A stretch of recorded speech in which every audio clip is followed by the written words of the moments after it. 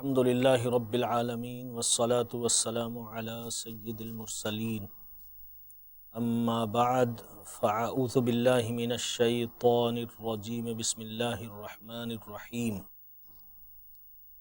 अस्सलातु वस्सलामु अलैका या रसूलल्लाह अस्सलातु वस्सलामु अलैका या हबीबल्लाह अस्सलातु वस्सलामु अलैका या नबीयल्लाह व अला आलिका व अस्हाबिका या नूरल्लाह। Our beloved Nabi sallallahu alaihi wasallam has said that a person who sends 50 times daily durood or salutations or salawat upon me, I will shake hands with him on the day of judgment. Sallu ala al-Habib sallallahu ta'ala ala Muhammad sallallahu alaihi wasallam.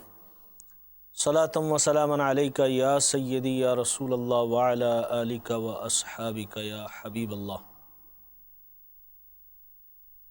Dearest Islamic brothers and the viewers of Madani channel, Alhamdulillah Azza wa Jal, once again we are blessed with this auspicious opportunity to participate in this silsila of Madani channel, Blessings of Hadith. As usual, inshallah Azza wa Jal, we will discuss few ahadith of our beloved Nabi sallallahu alaihi wasallam in this silsila, and we'll try to understand the message of our beloved Nabi sallallahu alaihi wasallam. وعن أبي هريرة قال قال رسول الله صلى الله عليه وسلم من أتاه الله مالا فلم يؤد زكاته مثل له ماله يوم القيامة شجاعا أقرع له زبيبتان يطوقه يوم القيامة ثم يأخذ بلهزمتيه يعني شدقيه ثم يقول أنا مالك أنا كنزك ثم تلا ولا يحسبن الذين يبخلون الآية رواه البخاري. This hadith is reported from Hazrat Abu Hurairah radiyallahu ta'ala anhu, and he says that our beloved Nabi sallallahu alaihi wasallam has said, whosoever is given wealth by Allah Azza wa Jal and he does not pay zakat of that wealth, his wealth will be changed into a bold snake on the day of judgment, which will have two tresses, and this snake would be wrapped around the neck of that person. And then this snake will catch his both jaws and will say, I am your wealth, I am your treasure. Then Rasulullah sallallahu alaihi wasallam recited this ayat, وَلَا يَحْسَبَنَّ الَّذِينَ يَبْخَلُونَ, that bakhil, the stingy ones, must not think, and then there are other words of Ayah Karima. In this Hadith Mubarakah, we learnt that a person who has been given wealth by Allah subhanahu wa ta'ala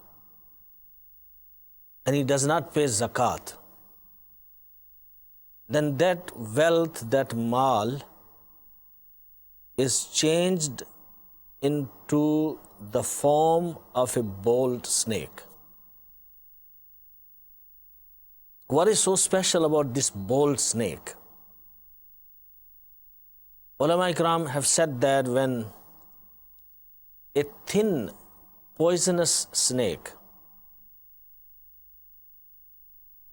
lives for very long time. And naturally, on the hood of that snake, hair grow. And if it keeps on living and it keeps on surviving and it has a very long age,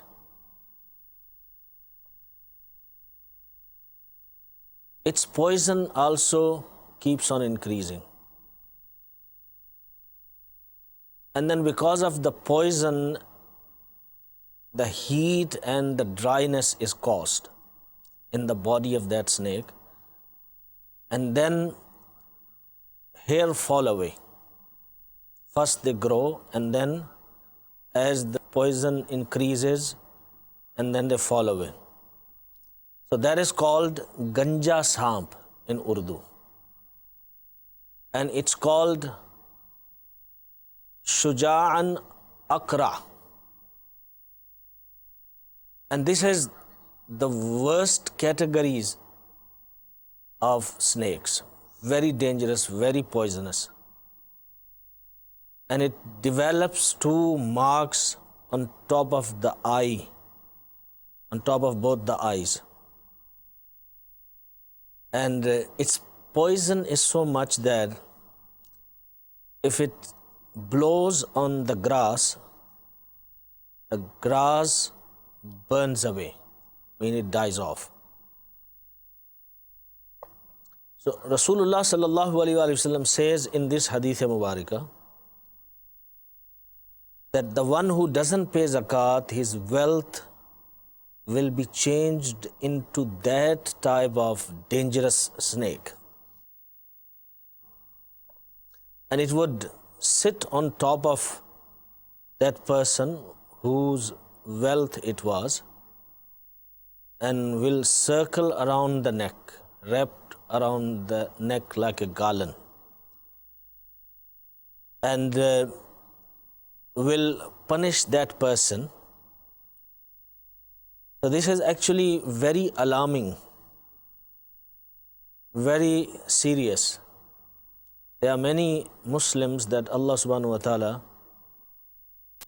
has bestowed upon them bundles of wealth,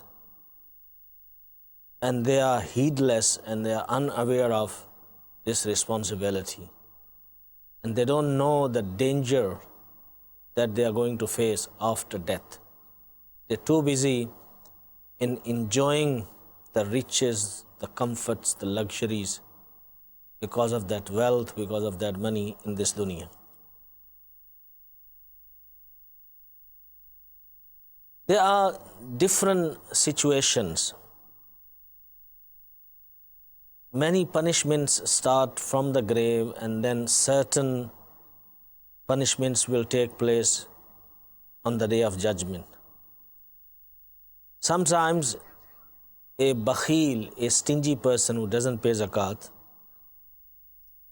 and he has gold, silver, or other form of wealth, and that will become snake and wrapped around his neck. That's the one way of punishing. And the other way of punishing, which is mentioned in other hadiths, that gold and silver will be made hot, and then the sides of that person and the forehead of that person would be branded with that gold and silver. And of course that is going to be very painful. And then it is mentioned in this hadith mubarakah that this snake will catch that person from the jaws and will inject the poison into the body of that person, and this person will feel severe pain, but he will not die. That means the punishment would continue.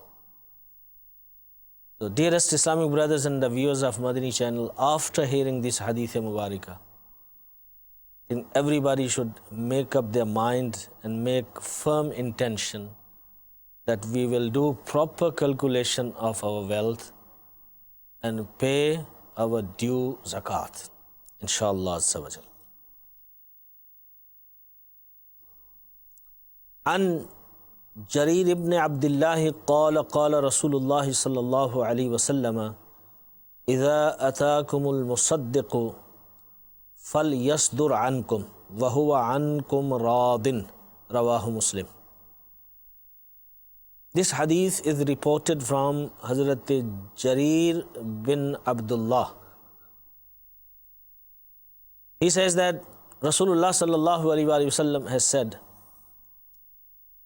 when a zakat collector comes to you, you should return him as happy person.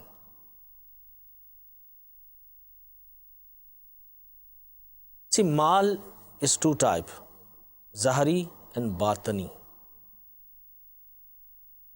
apparent and hidden. Zahari mal is like your animals, your fresh produce like vegetable, fruits, your crops. That is zahari mal. You cannot hide it in your safe. It's there, everybody can see it, everybody can notice it. And then the hidden mal, hidden wealth is like your gold and silver, your cash money. So, Sultan-e-Islam, the ruler of Muslim state, employs people to go and collect zakat from the zahari mal. That is, from the animals and from the farm produces, etc. And then spends it on the rightful people or the projects whereby it's supposed to be spent. And these rulers, Islamic rulers, they used to employ people for that work. Go and move around and see and collect the zakat. And they were called musaddiq. And also they were called amil as well. And the word amil is mentioned in Quran Kareem as well, where the categories of deserving people of zakat is mentioned. So Rasulullah sallallahu alaihi wasallam is saying in this hadith mubarakah that if any of our employee or the rulers of Islam which are coming after me, if any of their employee comes to you to collect zakat, to collect sadaqah, you should greet that person warmly, welcome him warmly, and show him your complete zahari wealth, your apparent wealth. Don't hide anything. So he can do his calculation easily, properly. If you're not declaring everything openly and honestly, then it would be a problem for him to do the proper calculation. So then he would return as a sad person. He will not return as a happy person. He will only return as a happy person if you show that you are happy on his arrival, and this zakat is an obligatory duty upon me, and he is here to help me out. So my farz can be fulfilled, my obligation can be fulfilled, and do proper declaration, do not hide anything. And that way he will be happy, he will not ask too many questions, he will not spend too much time, his time would not be wasted. So he'll go as a happy person. So Rasulullah sallallahu alaihi wasallam has encouraged us and educated us and taught us that this is how you should behave when the person who is appointed to collect zakat comes to you. And as far as your hidden wealth is concerned, which is not in front of the eyes of people, that is your gold, silver, your cash money, you should also pay zakat from that happily, with happy heart. Don't try to hide anything away, because that is poor due. That is the right of poor people and it should be given to them. And the zakat payer should thank that person who has come to his door to collect zakat and thank Allah subhanahu wa ta'ala that He has granted him the opportunity and tawfiq to fulfill that obligation, because people have attachment with wealth, they have love for wealth and money, and to take out a portion and give it away is not so simple, it's not so easy. So many fail that test. So one should pay zakat and thank Allah subhanahu wa ta'ala that, oh Allah, you have made it possible for me to fulfill your order and your obligation. وعن عبد الله بن أبي أوفى قال كان النبي صلى الله عليه وسلم إذا أتاه قوم بصدقتهم قال اللهم صل على آل فلان فأتاه أبي بصدقته فقال اللهم صل على آل أبي أوفى متفق عليه. وفي رواية إذا أتى الرجل النبي صلى الله عليه وسلم بصدقته قال اللهم صل عليه.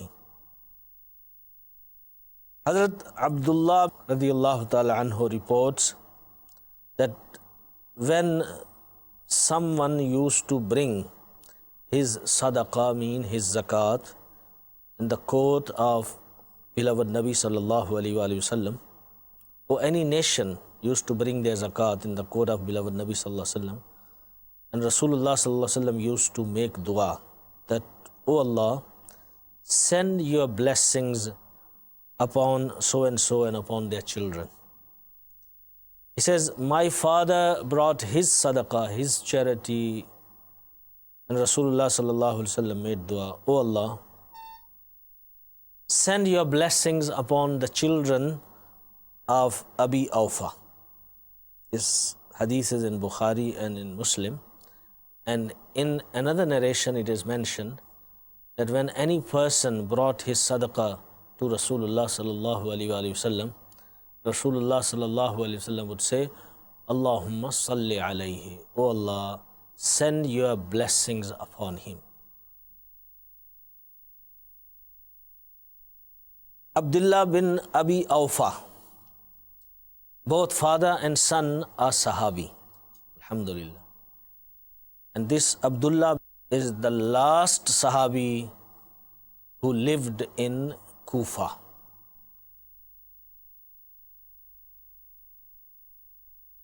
So what is apparent from this Hadith Mubarakah is the zakat of gold and silver. Because the zakat of Zahri Mal, apparent wealth, was being collected by the Amilin, by those who were appointed to go out and collect zakat. So what type of zakat are we talking here that people were bringing in the court of our beloved Nabi sallallahu alaihi wasallam? This was actually the batani mal, the hidden mal, and that is gold and silver and other currency or cash that you have. So they used to bring in the court of the beloved Nabi sallallahu alaihi wasallam, and Rasulullah sallallahu alaihi wasallam used to make dua, Allahumma salli alayhi or salli ala ali so and so, on the children of so and so. Ulama Ikram have said that initially it is not allowed to send salat or durood upon anyone. You have to send durood first upon beloved Nabi sallallahu alaihi wasallam, and then tab'an, mean following that, you can send durood upon someone else. So here Rasulullah sallallahu alaihi wasallam sends durood, Allahumma salli ala so and so. Ulama Ikram say that Rasulullah sallallahu alaihi wasallam can do that because durood is his right, and he can pass that right to someone else. He is owner of that. He has the haqq. But we can't do. And when we want to send durood upon anyone, we have to send durood upon beloved Nabi Sallallahu Alaihi Wasallam first and then upon someone else. And from this hadith Mubarakah we also learn that Sahaba Ikram Ridwanullahi Ta'ala alayhim ajma'een used to bring their charities, their zakat, their sadaqat to Rasulullah Sallallahu Alaihi Wasallam, and they wanted that Rasulullah Sallallahu Alaihi Wasallam should distribute their charity. They could have done it on their own, but they believed that if it is done by the blessed hand of our beloved Nabi Sallallahu Alaihi Wasallam, then their charity will be accepted. And they'll have double blessing. One is that they're fulfilling that obligation, and the other one is that they're fulfilling it via the beloved of Almighty Allah Azza wa Jalla, Rasulullah Sallallahu Alaihi Wasallam. And he is becoming witness on their good deed, on their ibadat. And then of course they knew that Rasulullah Sallallahu Alaihi Wasallam makes dua when you go to him and pay your zakat via him, and they wanted that special dua for themselves and for their families as well. So they would do that. And we also learn from this hadith Mubarakah that it is the sunnah of our beloved Nabi Sallallahu Alaihi Wasallam to give dua to the person who is paying zakat. But the one who is paying zakat should not ask, make dua for me. Maybe that dua might become a return for his charity, and he might not get anything in the akhirah. So therefore the Sahaba Ikram are bringing their charities, but they're not saying, Ya Rasulullah, make dua for us. Rasulullah Sallallahu Alaihi Wasallam is making dua for them on his own. And this is actually a big issue. Those who have wealth, zakat is fard upon them, and it's obligation, they have to fulfill that obligation. And when they give zakat, they sometimes act that, as if they are very generous and they're helping that person, and also say that person, okay, please make dua for me. Now the person who received the zakat, he'll say, thank you very much, you have done this for me and this will help me in this way and that way. The person says, okay, make dua for me. So this should not be done, because there's possibility that you are asking that poor person make dua for me might become return for your charity, and you might not get any thawab in the akhirah. So you should pay zakat and keep quiet. And if he gives dua, you take it. If he doesn't give dua, it doesn't matter. I mean, they were not paying zakat to Rasulullah Sallallahu Alaihi Wasallam. Rasulullah Sallallahu Alaihi Wasallam cannot accept zakat. Even his children cannot accept zakat. Sadat cannot. There are many categories who cannot accept zakat. But they wanted their charities to be given via Rasulullah Sallallahu Alaihi Wasallam. So therefore, it is a very good practice that people should give their charities and zakat via ulama ikram, via pious people, for several reasons. One reason is that to fulfill that sunnah, and secondly, most of the people, the business community who have wealth and money, they don't know the masail of zakat. They don't know who really the deserving person is, and under which conditions and circumstances zakat can be given to. I mean, there are institutions who collect zakat, and they give bursary to students. And how they do that? They pay that amount of money directly into university's account on behalf of that student. Now, tamleeg, to become owner of the zakat money, is a shart, is a condition. إِذَا فَاتَ الشَّرْطُ فَاتَ الْمَشْرُوط. That is an accepted rule and principle in Sharia of Islam, when the condition dies, conditioned one also dies. When condition is not fulfilled, the conditioned one also does not exist. So if the ownership is not proven, then payment of zakat is also not valid. So people have, they in their minds they think they might be doing right, they're helping people, but do the proper way. Just good intention doesn't help. It must be done in the right way, in the correct way. So Alim-e-Deen knows masail, so he can pay your zakat in correct way, in the right way.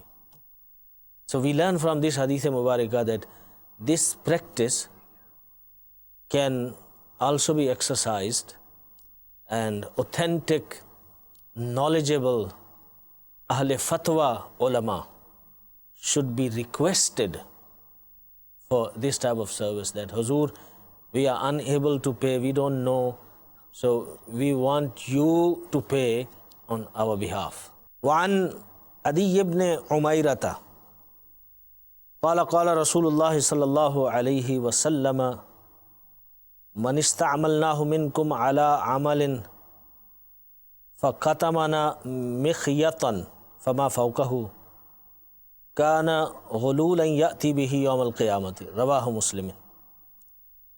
Hazrat Adi radiallahu ta'ala anhu reports that Rasulullah sallallahu alaihi wasallam has said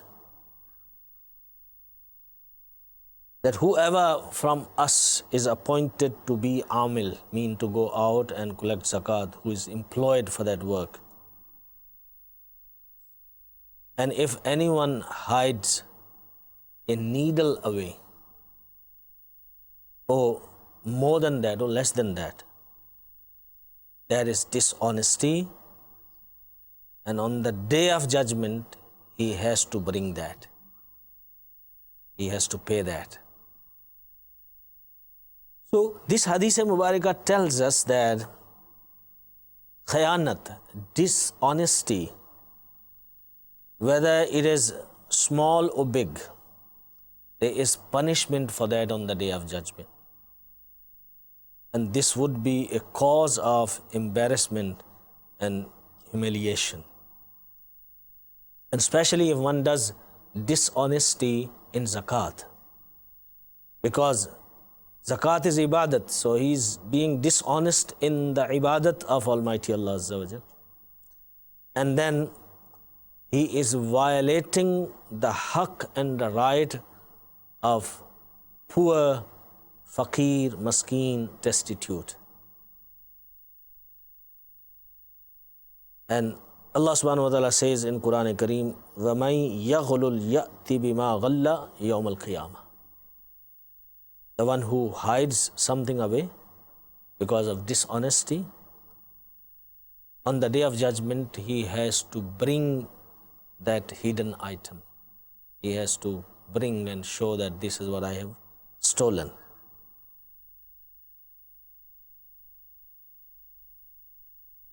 عن ابن عباس قال لما نزلت هذه الآية والذين يكنزون الذهب والفضة كبر ذلك على المسلمين فقال عمر أنا أفرج عنكم فانطلق فقال يا نبي الله إنه كبر على أصحابك هذه الآية فقال إن الله لم يفرض الزكاة إلا ليطيب ما بقي من أموالكم فإنما فرض المواريث وذكر كلمة لتكون لمن بعدكم فقال فكبر عمر ثم قال له ألا أخبرك بخير ما يكنز المرأة الصالحة إذا نظر إليها سرته وإذا أمرها أطاعته وإذا غاب عنها حفظته رواه أبو داود. Hazrat Ibn Abbas radiallahu ta'ala anhuma reports that when this ayat was revealed, يَكْنِزُونَ الذَّهَبَ وَالْفِضَّةَ, like those who collect gold and silver, This ayat was very heavy upon Muslims. That means they were very disturbed. Then Hazrat Umar radiallahu ta'ala anhu said, I will remove your difficulty. I will solve your problem. And how he solved the problem? He started walking and went to Rasulullah sallallahu alaihi wasallam. Because he knew that Rasulullah sallallahu alaihi wasallam is problem solver. He said, Ya Nabi Allah, this ayat is very heavy upon your ashab. Rasulullah sallallahu alaihi wasallam told him that zakat is made fard, so your balance of the wealth, your rest of the wealth is purified. And inheritance is made fard. So whatever you leave, your offsprings, those who are coming after you, they can benefit from your wealth. And then the Ravi, the reporter, says that Hazrat Umar radiallahu ta'ala anhu shouted a slogan of takbir, Allahu Akbar. Then Rasulullah sallallahu alaihi wasallam said, should I not tell you something which is the best that a man should treasure? And then Rasulullah sallallahu alaihi wasallam said, that is the good wife. When you look at her, you like her. And when you order her, she obeys you. And when the man is away, she looks after him, mean his property, his honor. Subhanallah. In this hadith Mubarakah, when the ayat was revealed about kanz, about treasuring gold and silver, so they took the literal meaning and they understood maybe collecting gold and silver has become haram at all. So you're not allowed to collect any amount of gold and silver. So of course that was difficult. How can you survive without gold and silver? Because that was the cash of the time. People would buy things with dirham and dinar, and dirham and dinar were made of gold and silver.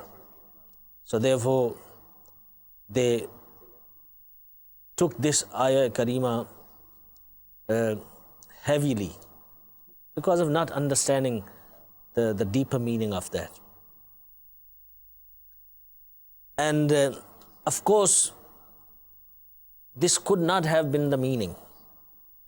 Now, Hazrat Umar Farooq radiallahu ta'ala anhu, as being a senior Sahabi, understanding Islam more than others, and being in the suhbah and the company of beloved Nabi sallallahu alaihi wasallam, he said, well, this can't be possible, that we are not allowed to keep gold and silver at all. If we don't do that, how will we travel? How will we do business? How will we pay zakat? How will we look after, our families and our children? So he said, no, I'll go to Rasulullah sallallahu alaihi wasallam and solve your problem. So he tells to Sahaba Ikram that I'm going to solve your problem. Ana ufarriju ankum. I will open the knot of that difficulty from you, O Sahaba. And then what he did to remove that difficulty, he went into the court of the beloved Nabi sallallahu alaihi wasallam. So Rasulullah sallallahu alaihi wasallam gave him explanations about the wealth and give charity. So that means nobody is stopping you to collect wealth, to treasure wealth, but pay zakat. And then the inheritance was also explained. So now the difficulty was removed. Problem was solved. So Hazrat Umar radiallahu ta'ala anhu got happy. फ़कब्बर उमरो, हज़रत उमर फ़ारूक रज़ियल्लाहु ताला अन्हो made नाराए तकबीर, Allahu Akbar. So from this we learn that when you hear a shar'i masla and you enjoy it and you like it, when you are inspired by the talk of an alim deen, it is sunnah of Sahaba Ikram to shout a slogan of takbir and of course of risalat as well. Nara takbir, nara risalat, that is good practice. Actually, that is the practice of Sahaba Ikram ridwanullahi ta'ala alayhim ajma'in. And then in this hadith mubarakah, Rasulullah sallallahu alayhi wa sallam has said that, should I not tell you that something which is the best thing to treasure, and that is the wife. What type of wife? Ulama Ikram say that a good Muslim wife who has good surat and good seerat, she looks good and she has a beautiful character. And in fact, the benefit of such wife is more than the wealth. Because gold and silver, they will be out of your ownership and then only will benefit you. Because you have to spend them, you have to give that away to someone to get the benefit. You want to buy something, you have to give that gold away, you have to give that silver away. But pious wife, she will stay by you and will give you the benefit. And gold and silver, or money, or dollars, or whatever name you have, they'll give you benefit once. You spent it once, it's gone. That money is not coming back to you. You can't just buy something and pay once and then tomorrow you go again and try to buy something else and say, no, I paid you yesterday. So nobody will give you any product or any goods. So once you paid, you get benefit once. But with the pious wife, your benefit is every day, even after death. Let's say example, if she gives you a pious child, son or daughter, who became a true representative of the father, and that person is holy person, pious person, he makes ibadat, he gets the ilm of deen, he becomes alim deen. How much benefit that father will have because of that child, and where he got that child from? From that woman, from the wife. So her benefit is indeed greater than the benefit of the wealth. It is mentioned in Hadith Mubarakah that nikah is half of the iman. So you get married and she comes in your life, in your home, and she completes half of your iman. Isn't she a blessing? And Sufi Akram say that a beautiful woman with beautiful character is a mirror of the beauty of Allah. Subhanallah. And her good character is the manifestation of the attributes of Almighty Allah Azza wa Jalla.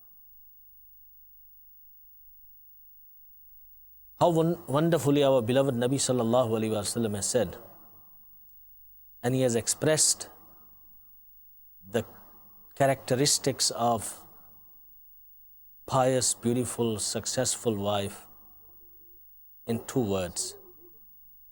That when husband is at home, she fulfills all her needs. And when he is absent, out at work, traveling, or he passed away, she looks after his wealth, his honor, and his secrets. That is also very important, to look after the secrets of the husband. These days, on problems, on issues, and arguments, women go out and open up the secrets of their husbands. They do very easily. They feel that way they can punish the husband. For example, if they are hurt with something, then the first thing is to go out and tell everyone, he does this and he does that. And so that's dangerous. Those are secrets and should be kept secrets. So from these few ahadith, alhamdulillah, we have learned many beautiful Madani flowers and Madani pearls, and we have also learned that how important it is that we should pay our zakat. So please make sure that everything that you have, every wealth that you have, is counted for, is considered and declared, and zakat is paid and paid to the right people. Alhamdulillah, Dawat Islami also collects zakat, sadaqat. Dawat Islami is doing wonderful work in the world, and it has got so many departments, and millions are required to run. Even Madani channel, which you are watching right now and benefiting, requires huge amount of money. So pay your charities, your zakat, your sadaqat to Dawat Islami, and be part and partner in this wonderful work which Dawat Islami is doing throughout the world. May Allah subhanahu wa ta'ala give us tawfiq to do everything according to Sharia, according to the orders of Allah Azza wa Jalla and His beloved Nabi sallallahu alayhi wa sallam. Ameen bijahi Nabi al-Ameen sallallahu alayhi wa sallam. Sallu ala al-Habib sallallahu ta'ala ala Muhammad sallallahu alayhi wa sallam. Salatum wa salaman alayka ya Sayyidi ya Rasulallah wa ala alika wa ashabika ya Habib Allah. You are alive by Allah, you are alive.